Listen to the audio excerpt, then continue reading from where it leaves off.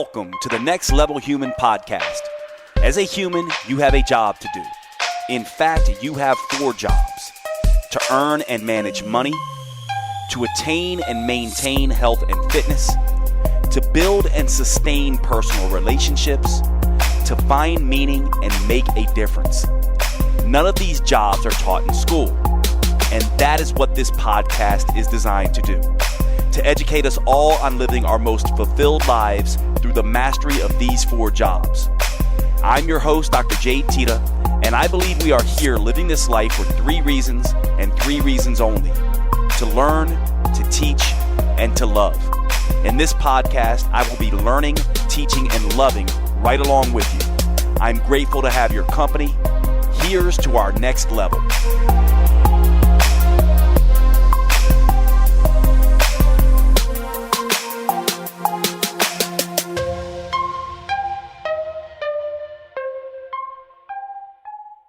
Welcome to the show, everybody. Today I have Dr. Gabrielle Fundaro hanging out with me. You can reach her at Vitamin PhD on Instagram, Vitamin PhD at Vitamin PhD on Instagram, and on her website, vitaminphdnutrition.com. Please go visit her. Tell her you listened to the show.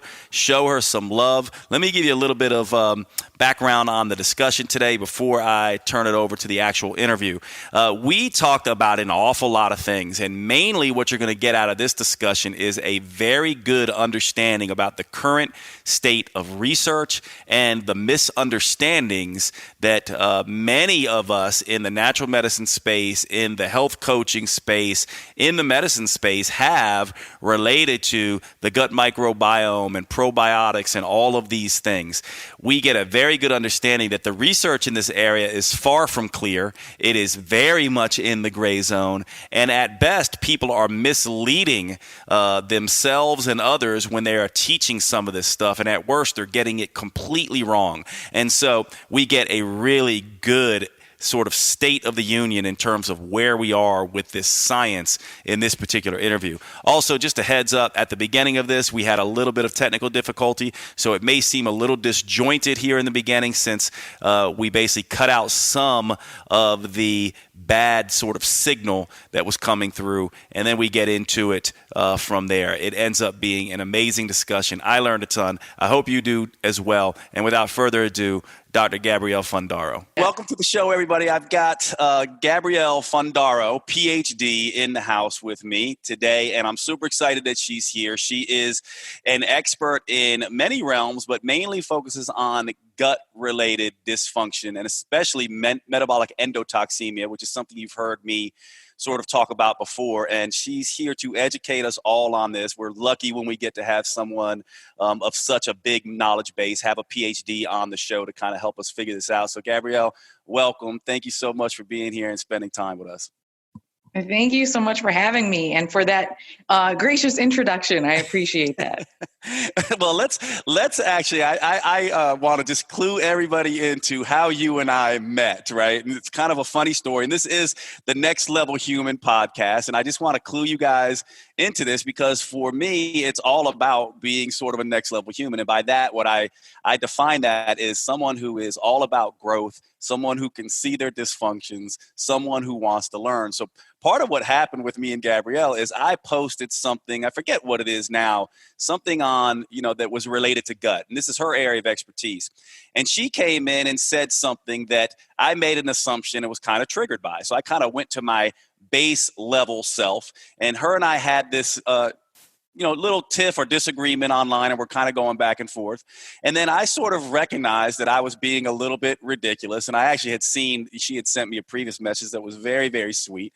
And then we started talking, and I was just like, you know what? I really just want to have you on because I want you to educate us. And so it was one of these moments where I kind of caught myself being sort of in this base level, making assumptions that weren't her intention at all, and ended up learning an awful lot in the process. And so then now we get to kind of learn for her. So I think the lesson there is sort of like this podcast being the Next Level Human podcast. Try not to make assumptions when people are, really trying to help you with their expertise. And so that's one of the things, and I'm really glad that she, kind of forgave me for sort of the way I was with her, and then is now here helping educate us. And so it was a funny thing, but one of the things that we sort of began to talk about, and one of the things that we were discussing this idea about the difference between me being a clinician and you being sort of a researcher. And I know you kind of do both, and I dabble in a little bit as well. I'm a clinician researcher, but I've never done PhD work like you. And I would like for you to just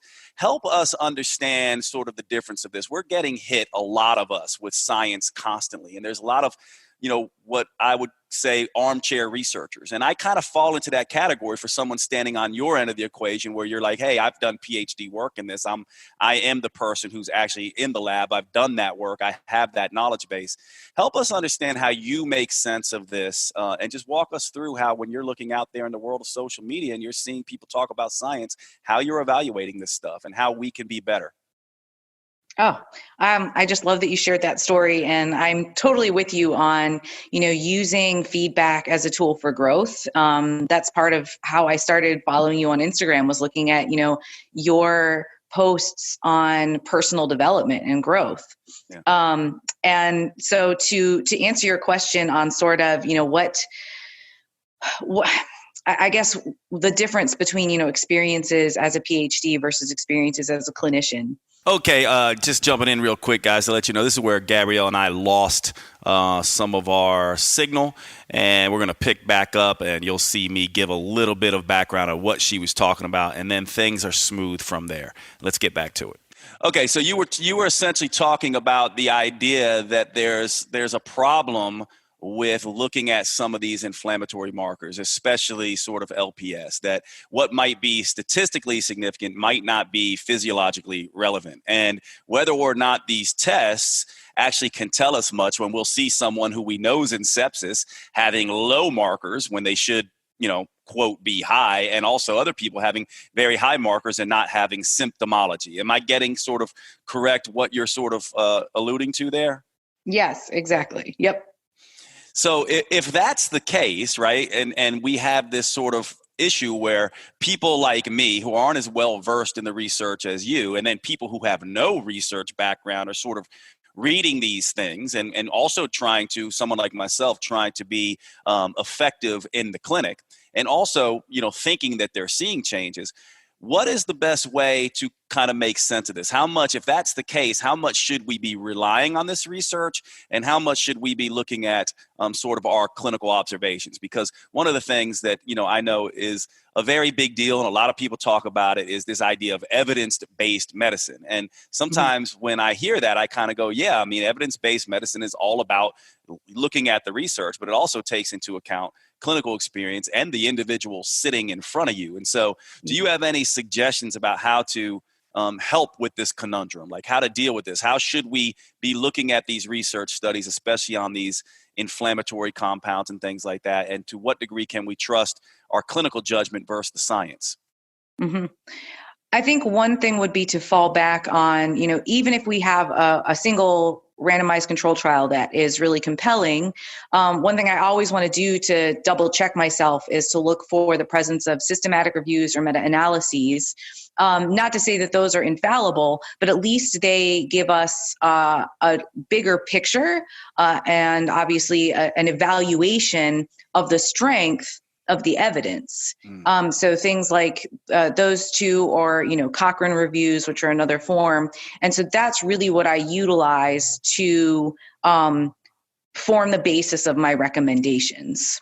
Okay. So, and what Gabrielle is referring to, just for those of you who don't know, she's essentially referring to reviews and meta-analyses, and Cochrane is an organization that essentially specializes in doing these reviews and meta-analyses, are sort of studies of studies. And so she's sort of alluding to, and make sure I get this correct, Gabrielle, but she's sort of alluding to this idea that one study in and of itself doesn't mean much, especially if we have some of these confounding factors that she's already spoken about. So what she does is she goes and actually looks and says, are there multiple studies, and is there a leaning towards, sort of a finding where we can start to make some assumptions based on multiple studies? And usually the people who do these reviews and meta-analyses are looking for only well-done studies. And so they're kind of oftentimes tossing out the ones that aren't that well done, and they're looking for sort of trying to make an understanding of the current body of evidence. Am I getting that right, Gabrielle? Yeah, absolutely. And then we can actually start to determine the strength of relationships between two factors. So we can look at, an analysis of their correlation. So R being, if R is a -1, so we can have a negative correlation. That means when one thing increases, another thing decreases. We can have 0, which means there's no relationship at all, or we can have a +1, which means when one thing happens, the other thing always happens. But of course, correlation is not causation. So that means we can't determine cause and effect, but we can at least determine whether two things tend to happen at the same time. And we can look at other analyses as well that tell us the magnitude of effect that one might have on another. So when one thing goes up, how much does the other thing go up or down? And so from there, we can determine, okay, what's the correlation or what's the relationship? And then how strong or how weak is it? So, that way we can determine, whether, for example, and from this we can also look at things like absolute versus relative risk. So if your absolute risk for something is very low, then the relative risk is going to be a fraction of that low number.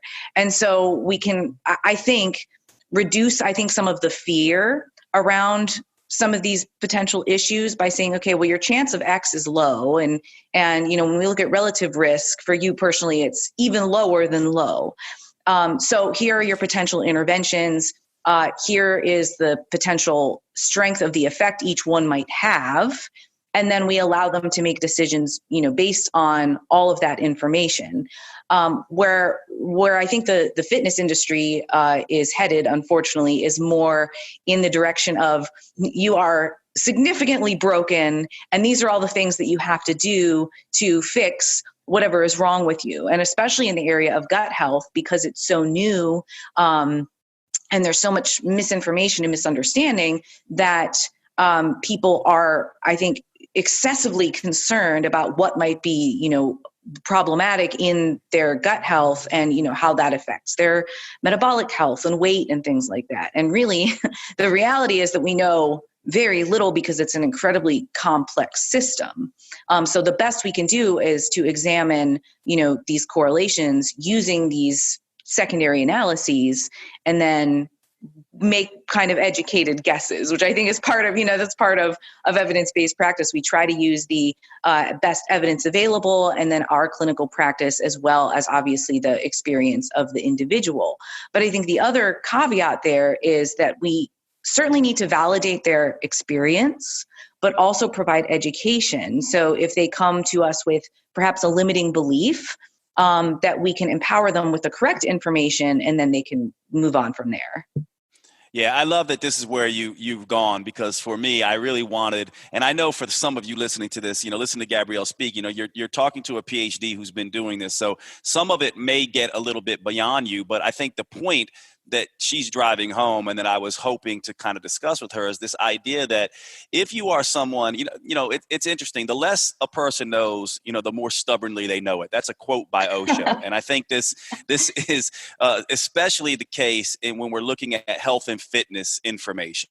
And so we have sort of the lay public who reads, an article by a blogger who has who's maybe a health coach and has very little understanding in this, versus clinicians who are sort of doing this work but aren't really trained researchers, versus a researcher, which is kind of why I wanted to have Gabrielle on here. And what she's essentially saying to us is that, especially in this area of gut health, which we have her here, so I'm going to help kind of tease out what her best guesses are, but especially in the area of gut health and as it relates to probiotics, there's so much more that we don't know, but that's not really what you're being told out in the public. It's basically like, we've got this all figured out. The gut is the seed of everything. Just take some probiotics, take some digestive enzymes. You're going to be just great. You won't ever get another autoimmune condition, et cetera, et cetera. And I think that's what Gabrielle was reacting to with my post. And I think that's what a lot of us are reacting to on the other side. And there's also a lot of fear around that and a lot of misinformation. So I wanted her to come on and say, okay, given the state of the science, and that there are a lot of these issues in the science that many of us are not aware of, and given the state of especially gut health, things like metabolic endotoxemia, probiotics, what can we know, Gabrielle? Like, walk us through like the things that, if you're just like, okay, guys, I know that you're all interested in this field of gut health. This is what I've done my PhD in. I also realize that you want tangible sort of clinical tools to use. And we don't necessarily maybe have a lot of that because the science is so new. But walk us through what you actually feel like are some of the things that we can begin teasing out and actually using in clinical practice and for individuals. Mm-hmm. Well, I'll start at sort of just the basics of the gut microbiome and sort of what we know about it. I think, and I'll do this from the vein of trying to bust some myths concisely. Yep. So I think we have to address the idea of a healthy gut. So differentiating that from, what the healthy gut being, is it the gut microbiome or is it the anatomy and physiology of the gastrointestinal tract? So we can look at the gut microbiome or the gut microbiota. So those are the microorganisms, and the microbiome is all of the genetic material in the gut. We can sequence that, and from the genetic material available, generally identify who's there. So what microbes are present. Where do we run into some issues? Well, if we do that from individuals in different parts of the world, healthy controls will actually be significantly different. So we don't have one specific profile of a healthy gut. We have been able to identify some keystone species that have co-evolved with humans for so long that they should probably be there. And we have a general idea that dysbiosis could be either an increase of pathogens or a decrease in beneficial bacteria or some combination of both. But dysbiosis is literally just a difference from a healthy control. But since healthy controls all look different, you can start to see where it becomes very problematic to try to define dysbiosis. And likewise, we haven't been able to create a causative link between dysbiosis and any disease. So to say something like we would remodel the gut in some way is, I think, a bit of an overstep in what we're actually capable of doing, because we haven't even really been able to determine, what's the quote unquote best gut. Likewise, when you look at longitudinal studies, we find that even if we have dietary interventions, physical activity interventions, even in the presence of a disease, that about 60 to 80% of the microbes present remain stable throughout life, from the presence of, from the initiation of, introduction of solid foods all the way up to elderly adulthood. Things are very stable. And that's actually a good thing. We want to have a resilient sort of ecosystem of the gut. So are we going to be able to make huge changes to the entire population there? Arguably no. But what are some of the lifestyle factors that we find correlate with enhanced microbial diversity and gut barrier function, looking at, how well do the cells and the immune system of the gut help to defend against pathogens?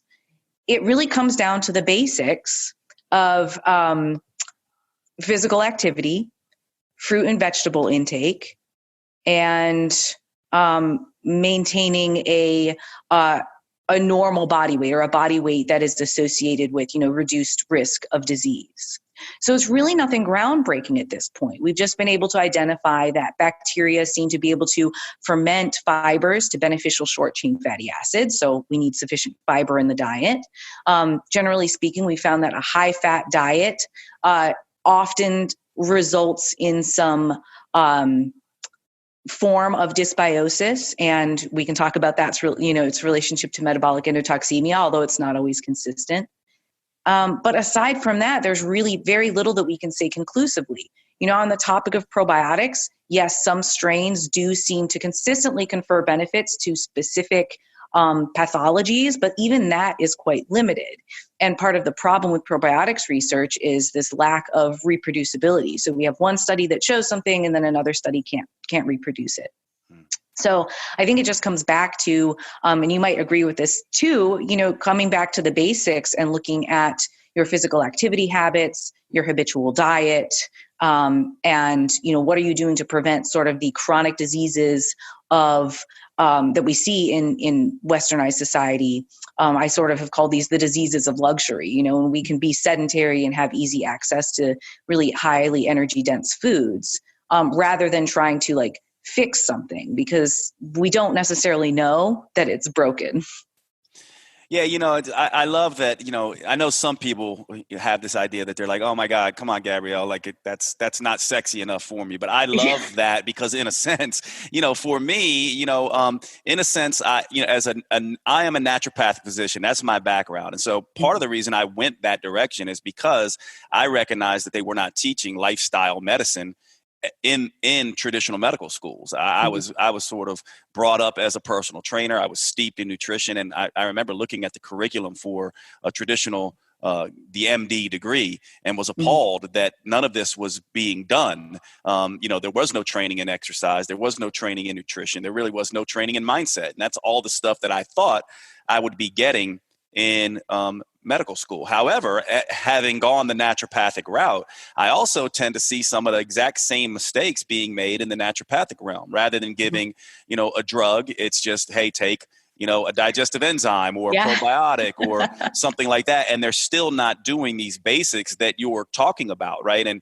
I will say, I agree with you 1,000% that oftentimes when people make those simple changes, most of the need for other things sort of goes out the window, and it's sort of taken care of, especially for the vast majority of the general population. And so I love that you're saying that, and everyone listening, I would essentially say, when you think about, what is being said here, we have to, I think, be very careful about the sexiness of just because we're anti maybe drugs and surgery, which I certainly am not. There's a time and a place for that. Doesn't mean we should have this pro-natural medicine bias either. It's about what works. And I think what Gabrielle's saying, that what works right now is we're kind of in the wild, wild west of gut health and probiotic function and the microbiota. We don't know a whole lot, but we do know that the basics that you've always heard tend to work well. And so the way I'd like to follow up on that, though, is the following. You and I both know that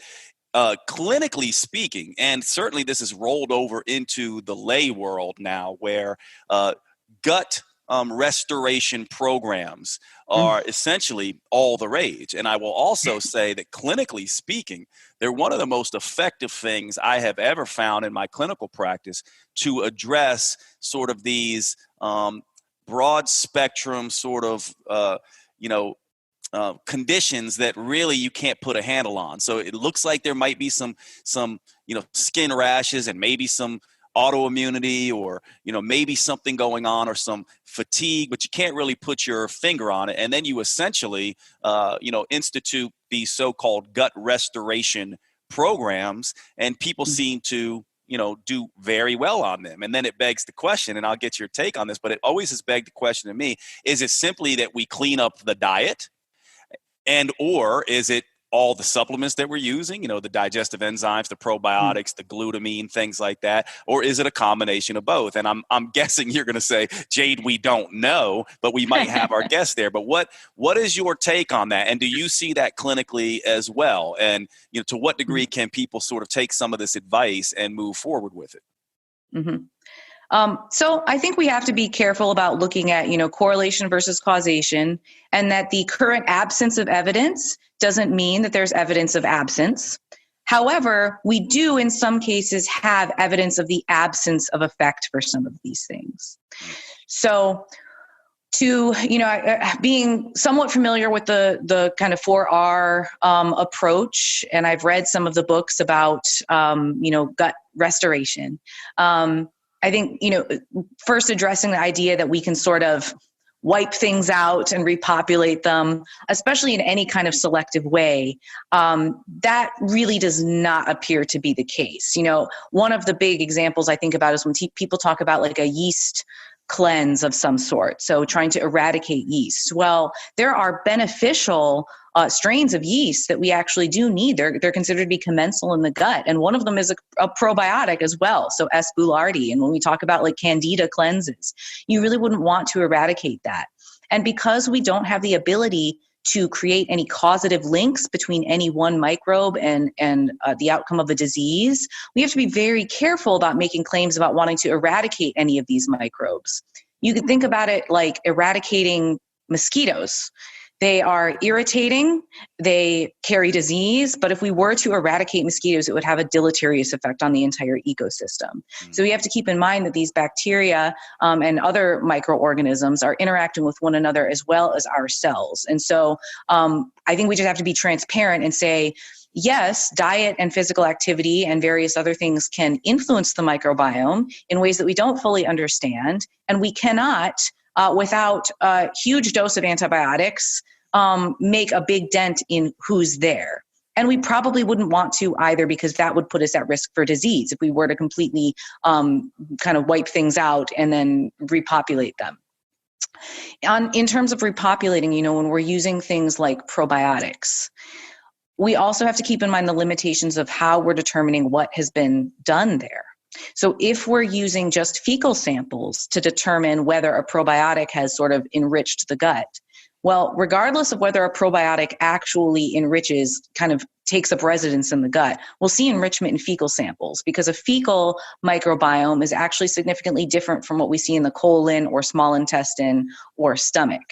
And it is further different from what we would see in the lumen versus the mucosa of the intestine. So we also have to keep in mind that when we're talking about the gut microbiota, we actually have multiple sort of sub-communities within that population. Now, when we do something like an elimination diet, I actually recommend, if I work with folks who have symptoms of IBS, one of the most effective interventions thus far appears to be the low-FODMAP process that was developed by Monash University. Now, they're not making claims about making changes to the microbiome. It really just comes down to temporarily removing some of the fermentable fibers and carbohydrates that can cause the production of gas, or they're osmotically active, so they pull a lot of water into the gut, temporarily removing those, and then reintroducing them in a systematic way so that each individual can determine the type and the amount of those carbohydrates that they can personally handle. That could have an effect on the microbiome. But once again, because we don't have a causative link between changes in the microbiome and disease outcome, we can't say that that's what's causing or preventing or improving any of these symptoms. It just so happens that those two things happen at the same time. With some of the specific supplements, glutamine being one, there are actually a number of meta-analyses and systematic reviews on glutamine, and I've read about this a lot because it was something that was popular in athletes. And unfortunately, there's really no strong evidence to show that glutamine, although as part of, as an amino acid, yes, it is necessary, but glutamine supplementation specifically doesn't appear to have any significant outcome or result in any significant outcomes, whether we're talking about gut barrier function or intestinal permeability. Even in people who are hospitalized for serious illness, the only consistent finding is that it's associated with shorter hospital stays, but that doesn't necessarily mean that it's doing anything, because it certainly is not having physical effects. Looking at the effects of dietary enzymes, digestive enzymes. So this is another thing that I've written about a little bit in a piece that I'm collaborating on, actually for greens powders, because digestive enzymes are popular in greens powders. There are pharmaceutical grade enteric-coated digestive enzymes that can help with some issues, like if a person has exocrine pancreatic insufficiency, so not producing digestive enzymes. Those seem to be the most effective forms. If we're looking at an over-the-counter digestive enzyme, one, it would have to have an enteric coating so that it could survive transit through the acidic environment of the stomach. These enzymes, because they're proteins, are active in specific pH ranges. It would also have to be given at an appropriate dose in the ratio to the amount of the offending food that a person is eating.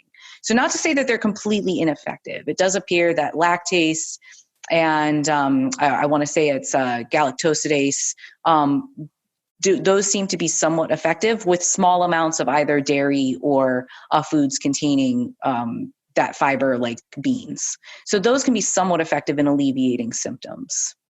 But something like a probiotic, we have to understand that when we're looking at the effects of probiotics, they are strain specific. So a strain is a subspecies. It's extremely specific. It's like looking at the difference between a dingo and a dog. And if we're saying like everyone needs to have a house pet and just pick a canid, it doesn't matter. Well, you could end up with something that would be potentially very dangerous to you. You know, you don't want to have a dingo, you want to have a dog. And likewise, the effects also appear to be very disease specific. So there's not just a kitchen sink probiotic that would work well for everyone. And because we run into those issues of, heterogeneity between studies and a lack of replicability, we have to be very careful about, what we're recommending for whom, also keeping in mind that there are risks associated with probiotic supplementation. So they're not just this sort of, panacea that works for everyone without risk because it's a natural thing. I think that's where, we sort of run into some issues with this, is that we assume that because something is natural, that it's not going to be harmful. And that's really not the case. So I hope that gives kind of a big picture. That's sort of my rundown of that approach. Not to say that, elimination diets don't work. They can, but we just have to be transparent about what they're doing. Or, the digestive enzymes don't work. They can, but the application, just like probiotics, is extremely limited. And we have to be transparent about, the effects that they might have. Yeah, and I think if I'm hearing you correctly, and all of us can kind of sort of learn from your education, I'll just kind of paraphrase back, and I'm doing this just so you can be like, yeah, Jade, you got it, or no, you missed this part, or no, you completely misunderstood me. But it sounds like essentially what you're saying is, look, we're in a huge gray zone whenever we start to make definitive sort of statements about the effectiveness about things like digestive enzymes, probiotics, any kind of gut, so-called gut supplement. We're kind of in this really big gray zone because the science just doesn't support the vast majority of the claims, and there's not much we can pull out of the science to essentially say, hey, this is exactly what's going on. So it feels like that's the first thing you're saying. And then the second thing you're saying is that, in some cases, there's very little data at all for using some of these things.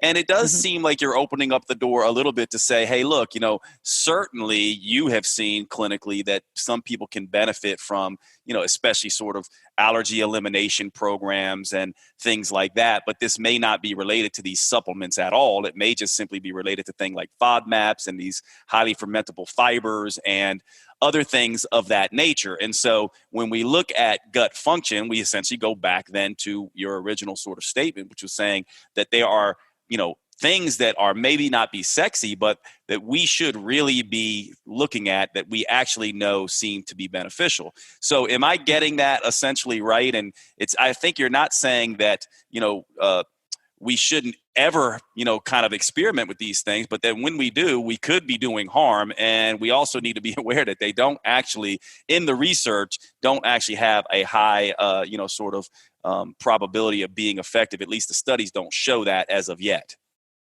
Yes, exactly. And I would even say that, I think some of it maybe comes down to nomenclature, when we're talking about things like food allergies versus intolerances versus sensitivities. Yeah, exactly.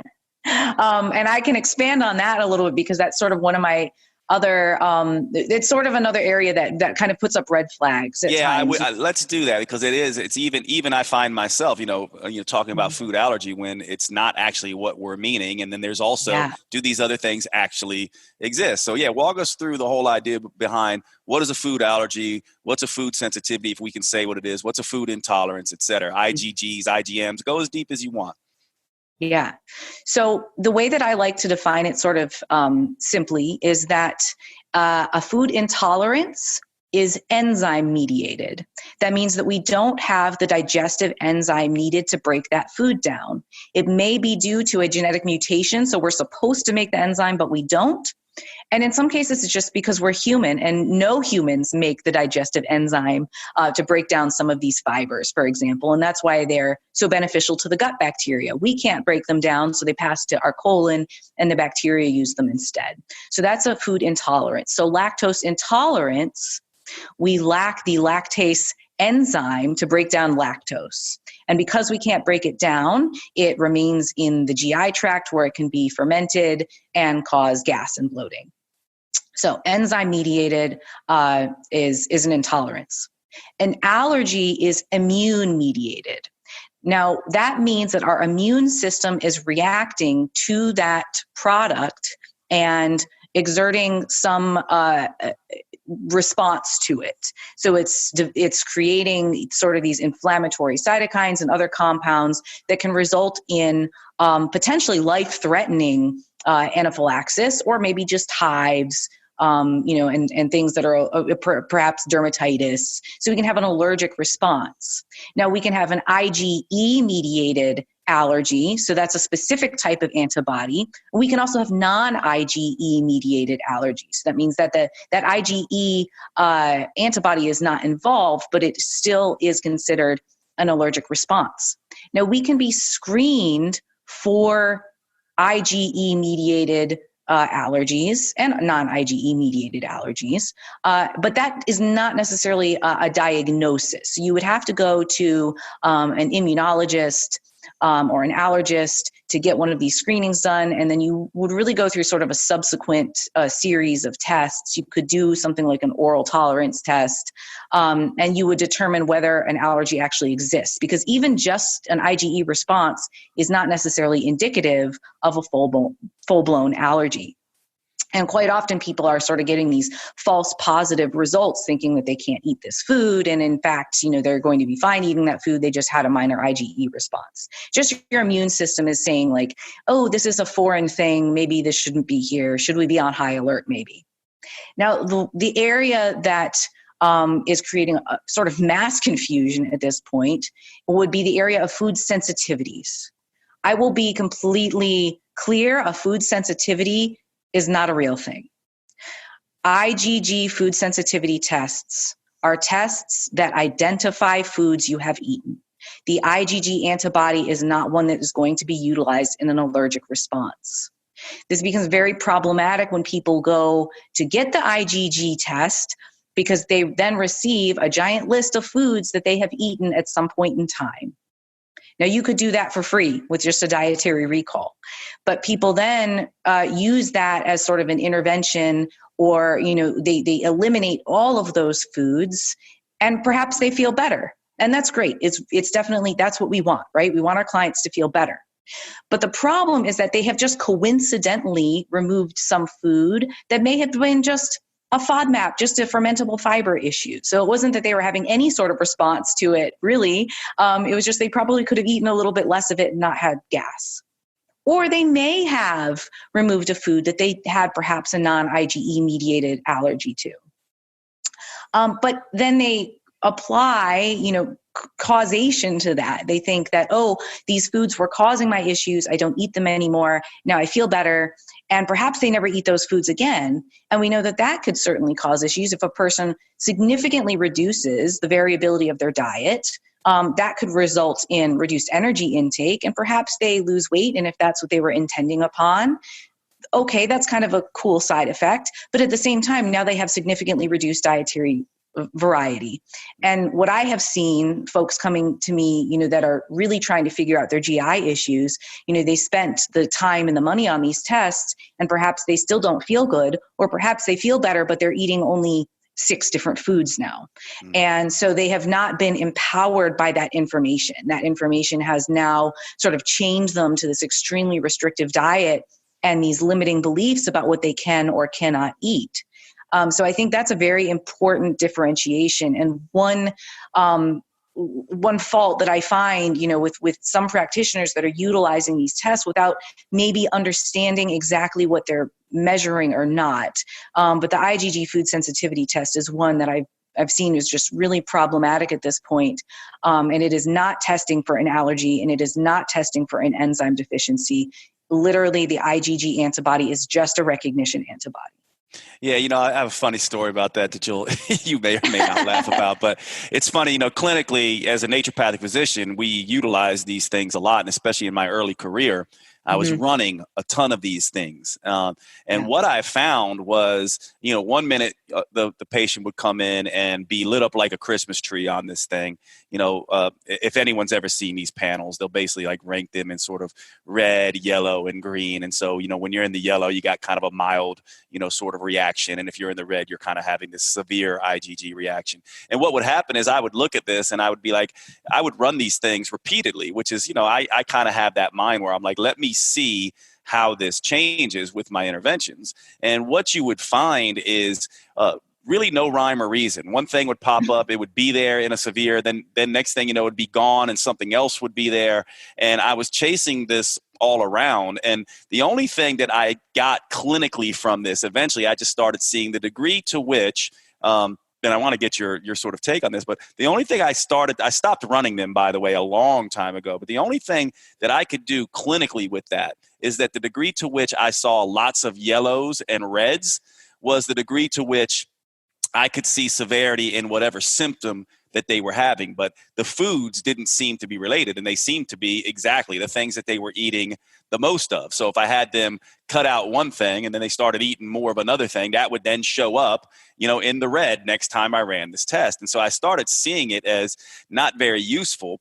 But I did start to see it, and I want to throw this out and see what you think about this. I started seeing this as sort of, this is indicative perhaps of increased gut permeability. And maybe that's what's happening here, because the only rhyme or reason that I could see for all these sort of markers showing up was that. But I want to get kind of your take on that and see what you think. I have since stopped running these things because, to your point, I didn't really find them clinically useful. They were more confusing than anything else. But that is one thing that, at least in my mind, I saw sort of like there was a correlation. Again, to your point, correlation and causation are two different things. But there always seemed to be a correlation that the more that they had red and yellow on those tests was correlated with the more severity of whatever they were sort of dealing with. And one aside to this that I've seen clinically over and over and over again is the idea of gluten sort of sensitivity, actual, gluten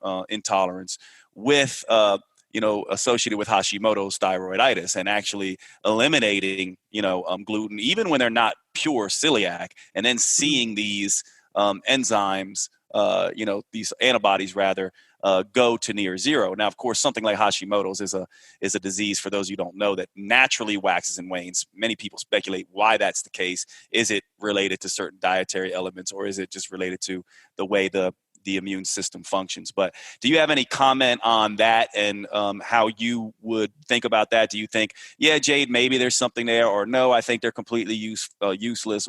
And any comment on sort of the correlation of certain dietary elements like gluten with certain disease conditions like Hashimoto's? I think that gets to one common assumption that people make, that enhanced intestinal permeability would result in some symptomatology. And that's actually not the case. So there are no symptoms of intestinal permeability where we can say, oh, you have,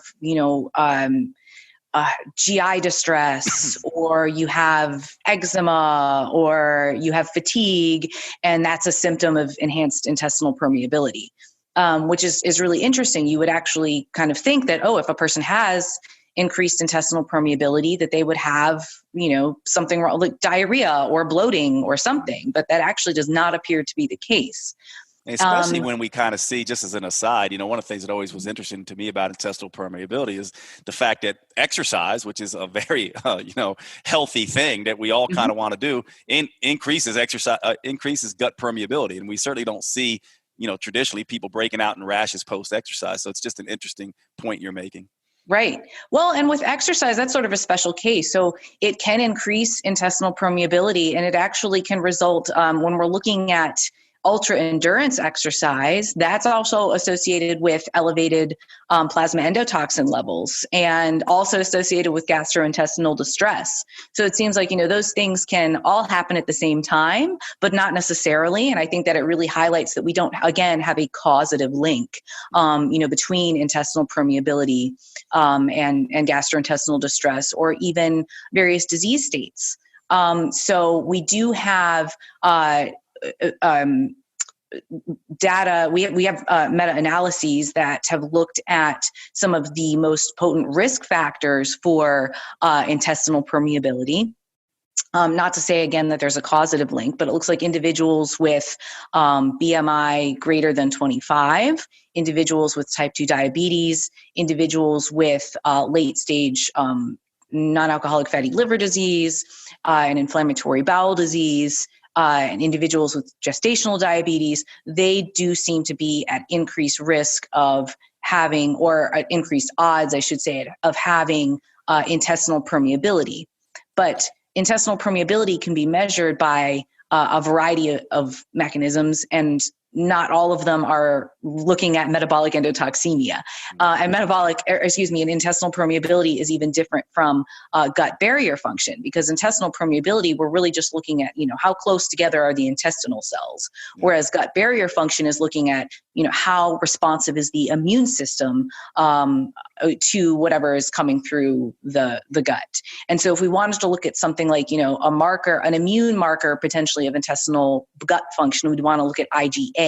So it would be yet another antibody. So IgA is really specific to the gastrointestinal tract. So, we could potentially look at that and then determine from that, is that potentially a sign of increased, intestinal permeability?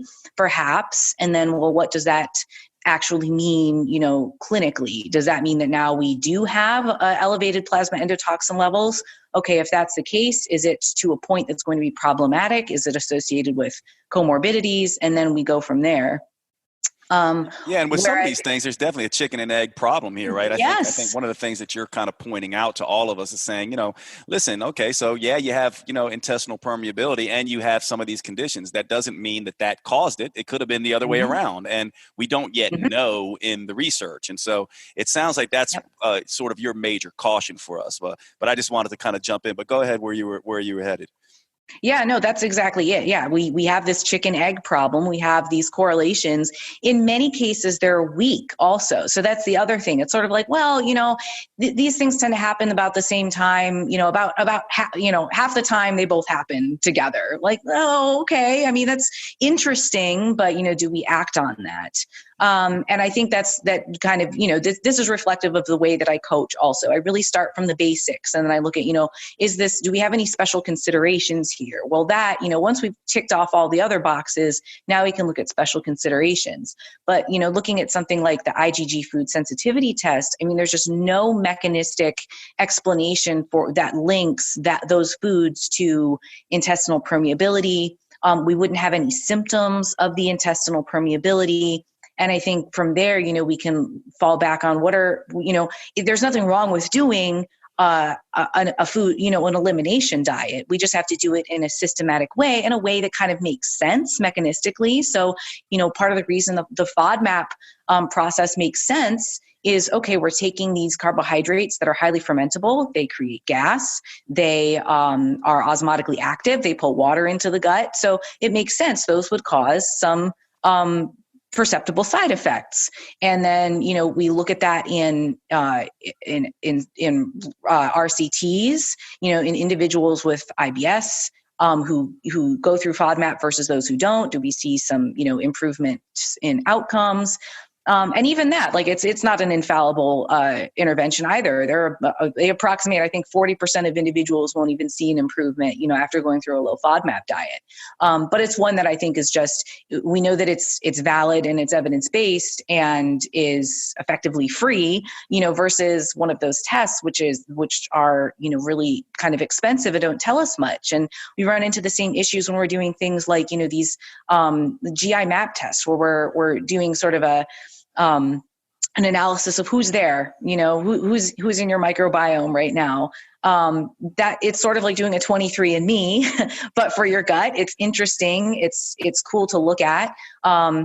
It is probably, we could probably fairly easily guess what's going to be present based on your dietary and physical activity habits. But again, it's not something that can be used for clinical interventions because we don't have, a specific profile for this is what it should look like versus this is what you look like. And we can't create a causative link between any of those microbes and disease outcome. So we just have to be cautious, I think, about how we're using the tests. Yeah, I mean, I'm so grateful for that because I think, if you're listening to this, I think some people, they hear information like this and they're like, well, then everything I knew or thought I knew, like, I don't like this because now what? But if you really listen to what Gabrielle's saying, these allergy elimination, quote, allergy elimination diets and things like that, these are kind of the gold standard because they are essentially a randomized controlled trial on yourself. And you don't have to worry about all the, sort of whether these tests are working or not. You essentially, bring your diet down to sort of a base level diet, taking most of these things out, especially if you're removing the FODMAPs, and then you add them back in one at a time, and you're going to know. And that, to me, is, it sounds like to you too, Gabrielle, correct me if I'm wrong, but this is a clinically relevant, smart way that doesn't get into the mess of all these assumptions that we might be making by trying to translate science that is not yet complete. I think that's sort of the first thing here. I do want to just briefly, before I let you go, and I want to be sensitive to your time, but can you kind of help us with this particular problem that I know a lot of people would ask about if I didn't ask you? What is going on? There's a debate now, which I find kind of funny, and I have sort of my understanding about it, which I'll share here, and then I'll let Gabrielle sort of tell me how wrong I am or how right I am. But there's this idea now where we have like lots of intermittent fasting and lots of keto diets and lots of these very low carb, sort of high fat diets, and many people feel good on these things. And oftentimes they come to me and say, Jade, what have you seen clinically? And it's funny because I have seen both. I have seen people who start these diets and literally feel miserable. And I've always tried to kind of think, what is actually going on there? There's a lot, right? There's, blood sugar imbalances. There's high stress hormone output whenever you take carbohydrates away. Some people are more sensitive to that stuff.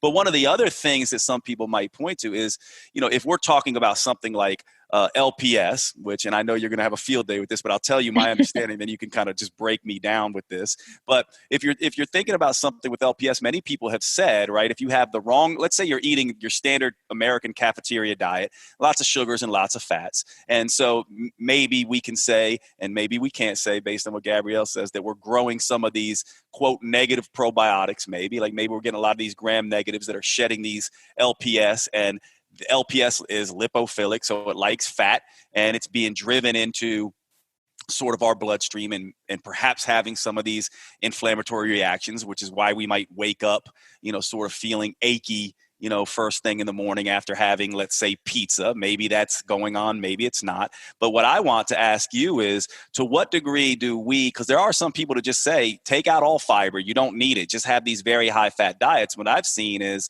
some people feel almost like they have the flu beyond just, high blood sugar issues and things like that. Like they are fluish and achy and almost like they have an infection when they move from an immediate sort of higher carb cafeteria based diet to this high fat diet. I've always speculated that is the idea of, you have all this LPS around, you just, moved your diet to 80% fat, and a lot of that's being driven in. Is there any sort of rationale which you would be like, Jade, maybe you have a point, or are you just kind of like, no, I don't think that's what's going on at all? Or any thoughts at all on that, especially when we have people nowadays saying you don't need any fiber at all, you should just eat, all fat and protein and not any fiber. So what's your take on that? And then I'll say thank you and let you go for the day.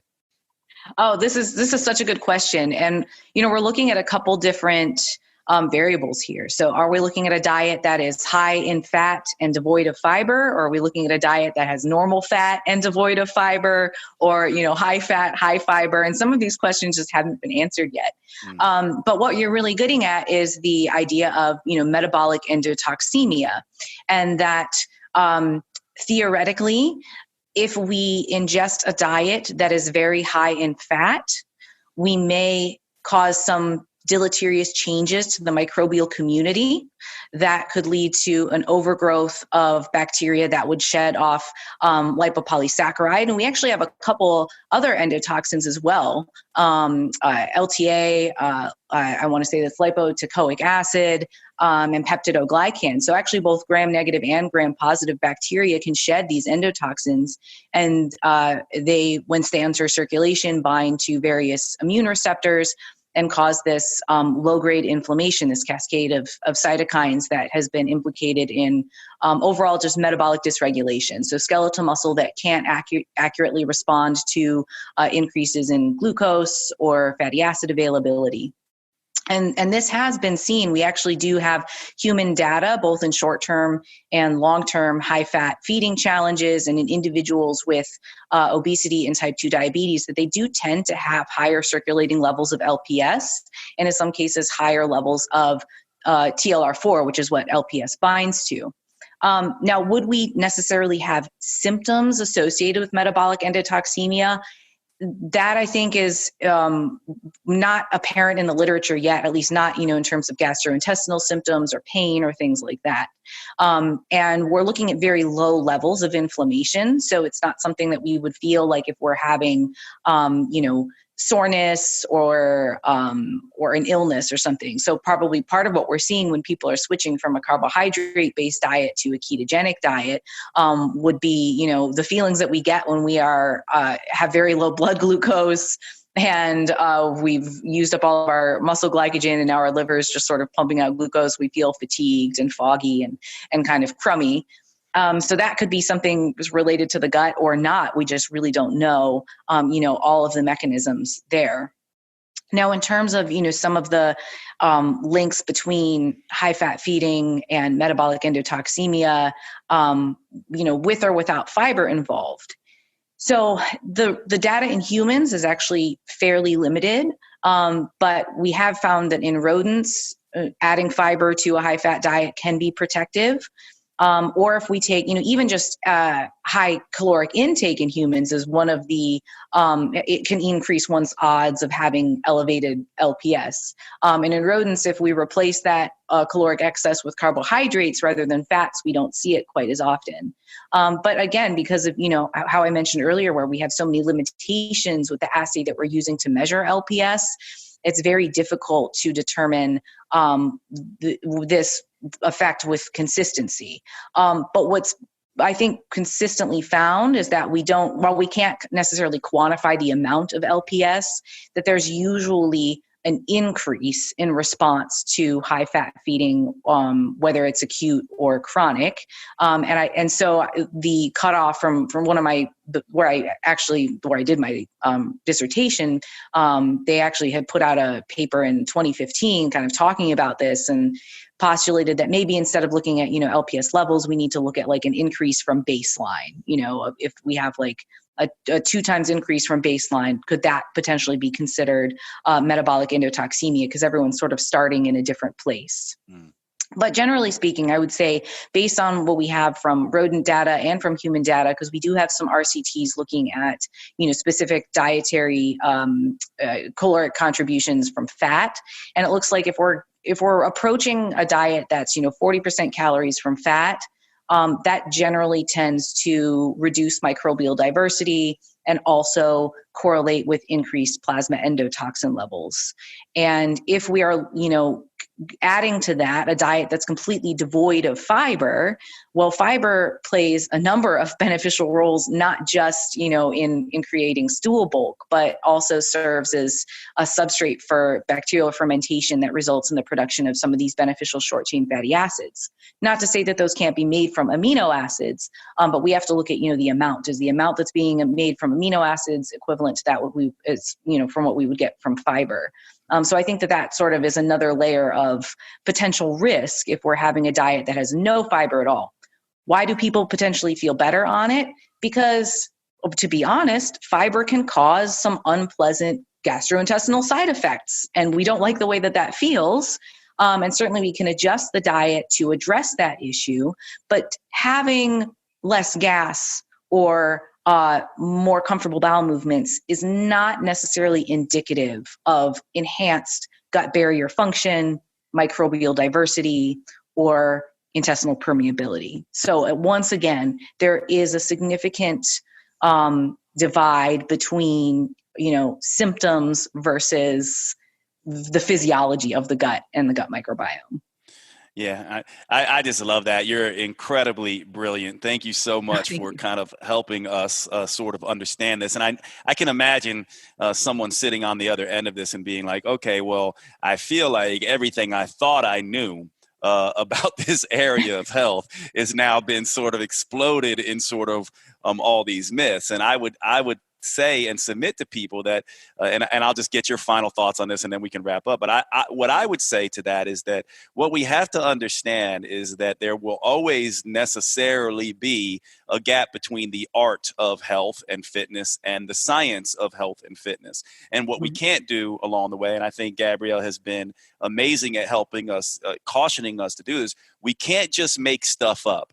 And I think that in that vein, essentially all she's doing for us is essentially saying, listen, there are some things that we might know. Most of it we don't yet know. Let's not make things up, because if we start making things up, we go in potential directions that confuse the process and potentially could do harm to individuals. And so I think that's important that we do that, both for me as a clinician, for the scientists, who are, out there educating individuals, and especially for the lay public. And so I think we need to take this and just say, okay, we have got now a very good sort of understanding of the state of the science, right? And it doesn't necessarily mean we can't experiment in the clinic, because oftentimes that can inform the science, but we have to sort of understand that. And so I would just say, for the person who is sort of now a little bit agitated, whenever we as humans get our sort of biases and our dogmas and our old beliefs sort of shaken up, like probably has been done for many people for this, I would say that that's a good thing. It's a growth promoting thing. It's the whole point of this podcast. But what would you say, Gabrielle, for someone who's just kind of annoyed, maybe feeling like a little lost now in their sort of understanding of this? What would be your sort of final take home that for you as an educator would just be like, hey, look, guys, like here's how you need to look at this, and here's where I would like to leave you with my final thoughts? Oh, absolutely. I really love that message, and I really appreciate you saying that and acknowledging that people will probably be experiencing some cognitive dissonance. And I would say that is a really valuable and necessary part of learning and growing as an individual and as a practitioner. There's a great book called The Art of Thinking Clearly. And the author talks about this idea of sort of shooting your darlings. So if there's something that you feel you adhere to very, very passionately, you should be able to argue for both sides of the debate. So, that way you can at least be aware of where the other person might be coming from, and really examine the issue with as much objectivity as is possible as a human. We're all humans, we're all emotional, but I think just acknowledging that is so valuable. And, I really welcome people to reach out and ask questions. And my whole aim really is just to educate and empower folks to make sure that, they can avoid the individuals who want to sort of market the misinformation and misunderstanding, and to know that we can be more confident that we're not necessarily broken and need to be fixed, and continue to grow from there. Yeah, tell us where it's Vitamin PhD, right, on Instagram. Yep. Is that where you spend a lot of your time? And and where else can people find you and get your education? Yeah, so Vitamin PhD on Instagram and Facebook. My website is vitaminphdnutrition.com. It's really just a list of the podcasts that I've been on, and some of the resources where I have more podcasts posted, or educational series and things like that on the gut microbiome. And then also on renaissanceperiodization.com. So I have 2 veins for coaching. RP is for, my email only coaching. And then I also do video coaching through Vitamin PhD Nutrition. So absolutely reach out. I can refer folks to good books too. So yeah, I'm just happy to share and disseminate all the information that's out there.